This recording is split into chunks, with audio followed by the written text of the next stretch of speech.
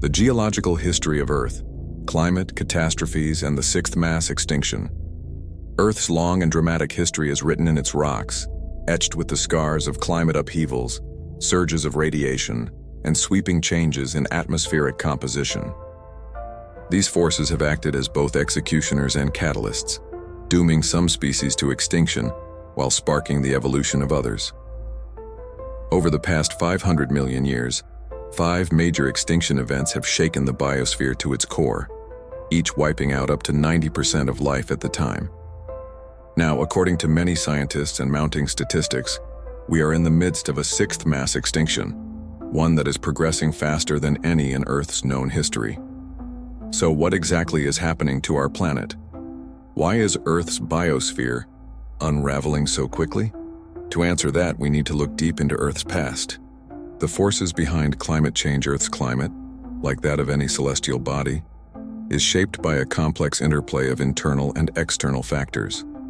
Some influences originate from beyond our world, like fluctuations in solar activity or the gradual shifts in Earth's orbit. Others are born from within, including volcanic activity, tectonic movements, and ocean circulation. To understand today's climate crisis and what lies ahead, we must rewind millions of years and examine how Earth's face and fate has changed over time. Scientists have reconstructed Earth's climatic history using geological and fossil records from across the globe. When plotted on a timeline stretching 500 million years, this data reveals a striking pattern. Long, warm periods are periodically interrupted by sharp drops in temperature, ice ages marked by lower sea levels, widespread glaciation, and mass extinctions. The asteroid that ended the dinosaurs, one of the most catastrophic events in Earth's history, took place approximately 66 million years ago. A colossal asteroid, around 10 kilometers wide, struck the planet with apocalyptic force. Within moments, the asteroid ripped through the atmosphere and slammed into what is now the Yucatan Peninsula. The resulting explosion, equivalent to millions of nuclear bombs, blasted a crater nearly 180 kilometers across. Debris was hurled into space, while fragments raining back to Earth ignited wildfires across entire continents. The planet shook. Massive tsunamis surged inland, destroying coastlines. Earthquakes rippled outward from the impact zone. A shroud of soot and dust blocked the sun for years, triggering a dramatic global cooling event. For at least 16 years, average global temperatures plunged to just 3 degrees, or about 11 degrees lower than today.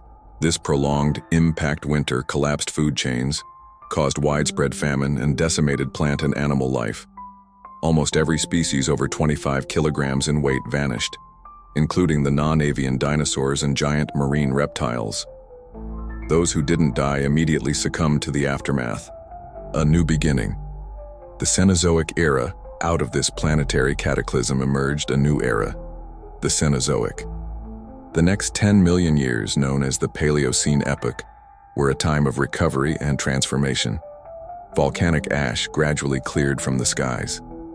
Sunlight returned. Temperatures climbed and life began to flourish again, but it was life of a very different kind. The age of dinosaurs gave way to the age of mammals, flowering plants, and birds. By around 56 million years ago, Earth entered the Eocene epoch, a period marked by extreme warming. Massive volcanic eruptions in the North Atlantic released enormous quantities of methane and carbon dioxide into the atmosphere. Greenhouse gas concentrations soared to 2,000 parts per million, about 5 times today's levels. This rapid warming transformed Earth into a near-tropical world. Global average temperatures reached up to 28 degrees C. Palms grew near the poles. Reptiles and tropical flora thrived in what is now northern Europe. The climate was stable and warm, largely due to the arrangement of the continents. At the time, North and South America were separated by ocean straits, and Africa had not yet collided with Eurasia. These open pathways allowed equatorial ocean and atmospheric currents to flow freely, distributing heat evenly across the globe. Additionally, the vast presence of decomposing organic material helped maintain high CO2 levels, locking in the warmth. The message of the past Earth's climate has always changed. but the rate and magnitude of change occurring today are unprecedented in the geological record. By understanding the forces that drove past extinction events, we can better grasp the crisis unfolding before us. The fossil record reminds us that nature is resilient, but not invincible. Life has rebounded from disaster time and again, but always at great cost. As we face rising temperatures, vanishing ecosystems, and accelerating biodiversity loss, the past offers both a warning and a choice. Will we act in time to shape the next chapter, or will we become the latest footnote in Earth's ongoing story of transformation? This time experienced growth from tiny marsupials hiding in burrows and treetops to majestic giants weighing tens of tons. It was also during this period that the ancestors of most of today's mammals, the ancient primates, cetaceans, and rodents appeared. However, the face of the Earth continued to change slowly but steadily. The spread of the aquatic fern, Arzola, in northern waters led to a gradual drop in atmospheric carbon dioxide levels and a gradual cooling. And around 35 million years ago, there's an unexpected sharp break in the temperature graph during this period, on the border between the Eocene and Oligocene epochs. A number of very important events took place. First, the collision of the continents caused majestic mountain ranges to rise to the heavens, such as the Himalayas, the Alps, the Carpathians, and the Appalachian Mountains, significantly affecting air currents in the atmosphere. Secondly, analysis of the fossils showed that it was at this time that a new type of photosynthesis called C4 began to spread actively among plants. This turned out to be much more efficient than the previous type of reaction, and this gradually led to an increase in atmospheric oxygen concentration by 2 to 3%. Up to today's levels, the carbon dioxide content, on the other hand, dropped markedly, resulting in a weakening of the greenhouse effect and a global drop in temperature. Thirdly, this mess between South America and Antarctica was broken up by the movement of tectonic plates. As a result, the forces of inertia caused by the Earth's rotation formed a closed ocean current that enclosed the southernmost continent of our planet in a curl drain. Their currents also formed an impenetrable barrier, preventing warm winds from entering Antarctica. As a result, temperatures on the continent began to drop rapidly, and by the end of the Paleogene, its green forests had been permanently replaced by fast-growing glaciers. All of these events heralded the beginning of a new epoch, the Oligocene. It persisted for about 11 million years, during which the climate of our planet was relatively steady, dry, and cool, and at the same time noticeably warmer than today. This tendency continued into the beginning of the next epoch, the Miocene. However, at about 14 million years ago on the graph, we see another abrupt cooling. It is called the Middle Miocene disruption, and is thought to have been caused by a combination of two factors. First of all, the Earth in its orbital motion once again entered the code phase of the so-called Milankovitch cycles. Milankovitch cycles are periodic fluctuations in the amount of solar energy reaching our planet, depending on changes in the position of the Earth's axis and its orbit. When the eccentricity of the Earth's orbit reaches higher values and the winter solstice coincides with the perihelion, the planet's climate becomes significantly cooler. This is what happened 14 million years ago during the Middle Miocene disruption. As a consequence of this cooling, forests declined, getting largely replaced by savannas and steppes. This stimulated the spread of flowering plants using C4 photosynthesis as more resilient and competitive ones. As a result, the level of carbon dioxide in the planet's atmosphere drastically dropped, leading to even more cooling. To understand the natural processes of this period, it is worth remembering that the savanna and similar biomes are highly biologically productive systems. 1 square kilometer of savanna produced up to 1,500 tons of biomass a year, almost the equivalent of living creatures inhabiting this area. Highly nutritious grasses with short lifespans nourished herbivores, ensuring rapid recycling of nutrients, including carbon, as a consequence. The increased savanna area helped to lower concentrations of carbon dioxide in the atmosphere and lead to a further drop in temperature. As a result, in the course of several million years, the average global temperature dropped by about 6 degrees, from 17 degrees Celsius to 11 degrees, making most of the megafauna of the previous period extinct. The most notable animals of this time were humorous trunked animals, as well as the prehistoric ancestors of horses.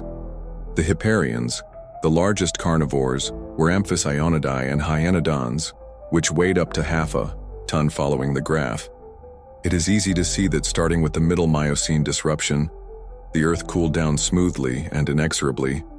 The consequence was a rapid growth of glaciers in the second polar regions of the planet, which began about 8 million years ago. The Antarctic ice sheet began to grow rapidly. A non-melting polar cap formed in the Arctic Ocean, and the forests of Greenland began to disappear rapidly, giving way to glaciers, however, with a main ordeal was yet to come around.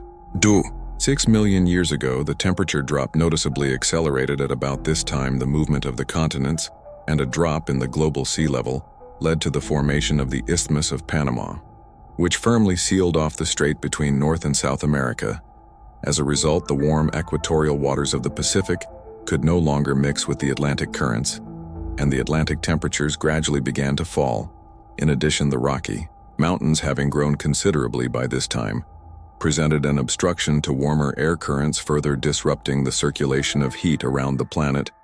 As a consequence, the seasonal temperature variations over much of the land became even more pronounced, and the rate of glacier growth increased substantially. Around the same time, the so-called Gorse-Maruyama reversal occurred, during which the Earth's magnetic poles reversed once again. 15,000 years, the protective field of our planet was about 4 times weaker than it is today, leading to the extinction of several families of marine animals and algae. This event allowed us to speak at the beginning of a new geological period. The Pleistocene glaciers became its characteristic feature. They would advance, sometimes occupying up to 30% of the land's surface, then retreat beyond the polar circle, but they never disappeared completely. The first half of the Pleistocene was remarkably consistent with warming and cooling periods occurring every 41,000 years. This periodicity coincides very closely with the Milankovitch cycleso. It is thought that it is these natural fluctuations in the Earth's orbit that caused it. The movement of glaciers and climatic shifts inevitably affected the flora and fauna, reshaping the planet's inhabitants. Global cooling forced many herbivores to put on a furry coat and grow larger to withstand the cold. Thus, mammoths and mastodons, woolly rhinoceroses, and other herbivorous giants appeared. Carnivores were forced to follow suit. North America, for example, was home to the great polar bear, a fearsome beast estimated to weigh up to 200 kilograms, 3 to 4 times more. That is, today's relatives a little further south lived the so-called dire wolves, which were about twice the size of today's wolves. It has been suggested that these predators hunted in packs of 3 or 4, and thanks to their strength and coordinated action were capable of driving and killing. Bison, meanwhile, around 1 million years ago, the periodicity of glacier onset was disrupted. The cooling cycles became irregular, and their duration increased substantially to an average of 100,000 years. As a consequence, the temperature contrast was more dramatic, and the thickness of glaciers varied more as well. This transformation is called the Middle Pleistocene transition, and its causes are not yet fully explored. The most feasible version is that when moving earlier, glaciers wiped away the layers of regolith that covered the bedrock in the northern latitudes. The new glaciers froze over less slippery rocks such as granites and basalts, thus disrupting the established cyclicity. Another reason could have been the blocking of the Bering Strait, caused by a drop in the sea level and rising glaciers. This event occurred about 900,000 years ago and caused curled water from the Pacific Ocean to stop flowing into the Arctic Ocean. This resulted in a further drop in temperature and increased cooling. Also, throughout the Pleistocene, the ancestors of modern humans gradually spread across the planet.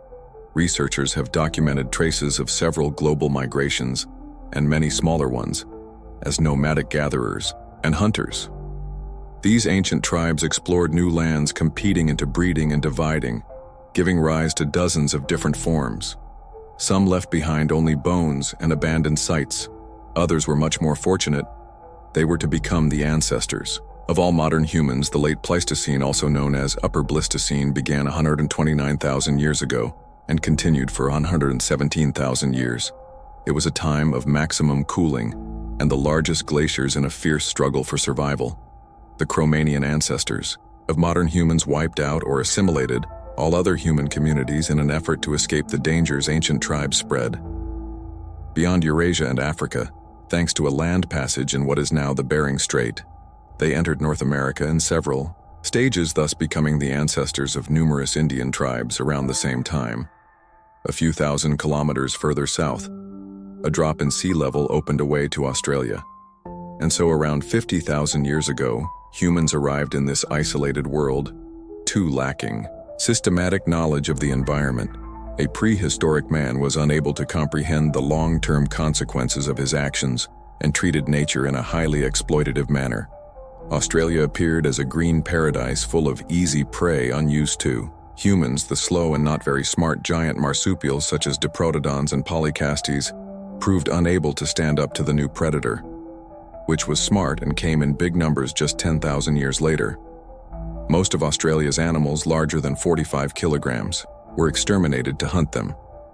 Aboriginal Australians actively torched vegetation, causing fierce forest fires. Most of the game hunted in this way was lost, and the scorched-out area was left with a semi-desert of sparse grass and scrub at best. Australia's climate is arid, and the soil is not very fertile. So once a forest is destroyed, it cannot regenerate on its own. Eventually, when sea levels rose again, Australians were trapped on a parched continent, unable to feed their expanding population. After violent fighting and prolonged famine, the population was reduced to optimum levels, as it were. But the path to civilization was closed to the local tribes. The Pleistocene is thought to have ended about 11,700 years ago. With the end of the last cooling period, glaciers retreated, sea levels rose by 35 meters, and some regions of the Earth developed distinctive, previously unseen biomes. The best known of these were the Nile Valley and Mesopotamia, but in fact there were many more. The abundance of water and fertile soil was favorable for grains, the seeds of which are highly nutritious. The tribes living nearby no longer had to roam in search of food. The gifts of nature were plentiful, thus non-migratory or sedentary. Gathering lifestyles established themselves to later evolve into farming. The peculiarity of agriculture is that its products need to be processed and stored. This need stimulated the development of construction and pottery, followed by metal working. This is how the history of ancient civilizations began. Technology gradually became more sophisticated, and human impact on the environment increased deforestation and plowing, irrigation and drainage. Toxic handicrafts and urban growth gradually degraded the environment in the vicinity of human settlements for a long time. However, these changes were localized and took centuries to become irreversible. This began to change rapidly in the 18th century. With the start of the Industrial Revolution, the ever-increasing number of factories led to a dramatic rise in carbon dioxide emissions. Sulfur oxides and other substances were released into the atmosphere as well, reacting with water vapor and forming strong acids. These aggressive compounds settled and accumulated in soils and bodies of water, gradually making the lattice uninhabitable. Second half of the 20th century saw a particularly rapid rise in emissions. Tens of thousands of power plants and factories sprang up around the world, and rising living standards and technological advances led to motorized transport becoming widespread. The passenger car may not seem to produce much waste. The truth is that it emits an average of 15 kilograms of carbon dioxide per day. It adds up to 5.5 tons a year. And if we consider that there are about 1 billion cars and 400 million trucks on the planet at the moment, it is obvious that the total amounts to billions of tons. Also bear in mind thermal power plants and factories, which contribute even more to the pollution of the planet. In 2022, humans would have emitted about 38 billion tons of carbon dioxide into the atmosphere. One might sometimes hear that this amount is minuscule compared to volcanic emissions, but this is a dangerous misconception. If you look at the scientific data, you will find that volcanoes eject a mere 260 million tons of carbon dioxide into the atmosphere each year, about 150 times less than the human impact. If we look at the graph of atmospheric CO2 levels, we'll see that they have already reached 400 parts per million, which is about 35% higher than in the entire history of mankind. The last time carbon dioxide levels in the Earth's atmosphere were close to this was about 5 million years ago, before the global ice age, and worst of all, the figure has been reached in less than 100 years, with the increase still in progress. What threat does this process pose? First and foremost, rising global temperatures will cause glaciers to melt. and this is already happening. Greenland's largest glacier, Jakobshavn, for example, has increased. Its rate of melting fulfilled since the turn of the century every year. Its edge retreats 3 to 7 kilometers inland. The process has slowed somewhat in recent years, but scientists believe it is a temporary spite. Also, warming is already causing the permafrost to melt. This makes many settlements in northern latitudes uninhabitable, and marine fisheries are severely affected by the unstable ice cover. It should be remembered that permafrost is a gigantic planetary refrigerator in which billions of tons of organic matter is frozen. Once melted, it will begin to decompose, transforming into carbon dioxide and methane, thus accelerating the warming. Further calculations show that a fall of the Earth's size caps were to melt the sea level would rise by 66 meters. Cities such as New York, St. Petersburg, Shanghai, London, and many others will be partially or completely flooded. Entire countries and regions, such as the Netherlands, Polynesia, or the Amal Peninsula, will disappear. Millions of square kilometers of coastal land will be submerged, and fertile land and human settlements there will be destroyed forever. Rapid warming will lead to the degradation of many areas. Forest fires will increase and deserts will grow even larger. A combination of these factors will inevitably lead the world into a new global extinction. And it would have begun by now.